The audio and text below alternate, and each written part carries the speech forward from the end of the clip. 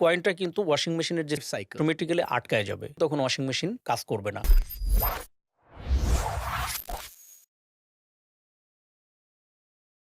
Welcome to Electromart take care. Washing machine ব্যবহারের ক্ষেত্রে সাধারণত কি ধরনের সমস্যার সম্মুখীন হয়? আমাদের হয়তো প্যান্টের পকেটের মধ্যে কয়েন আছে, শাড়ির সাথে সেফটি পিন রয়ে গেছে, তো এই ধরনের কাপড় যখন আমরা ওয়াশিং মেশিনের মধ্যে দিব, কয়েনটা কিন্তু ওয়াশিং মেশিনের যে সাইকেল অটোমেটিক্যালি আটকায় যাবে, তখন ওয়াশিং মেশিন কাজ করবে না। তো অবশ্যই আমরা ওয়াশিং মেশিনে যখন কাপড় দিব এই বিষয়গুলো দেখতে হবে। কিছু কিছু ওয়াশিং মেশিন আছে যেটা অটোমেটিক্যালি ড্রামকে পরিষ্কার করে দেয়, আবার কিছু ওয়াশিং মেশিন আছে যেগুলোকে ম্যানুয়ালি করতে হয়। যেটা ম্যানুয়ালি আছে সেটাকে পরিষ্কার করে দিতে হবে, না হলে পরবর্তী যে কাপড়টা আপনি ওয়াশ করবেন সেখানে এই ময়লাগুলো আবার লেগে যেতে পারে। আপডেট টেকনোলজি যেটা আসছে, যেটাতে আপনার ড্রাম অটোমেটিক্যালি ক্লিয়ার করা যায়, সেটা তো আর এই সমস্যা হচ্ছে না। তো এই বিষয়গুলো মাথায় রাখলে আসলে সমস্যা হওয়ার কথা না।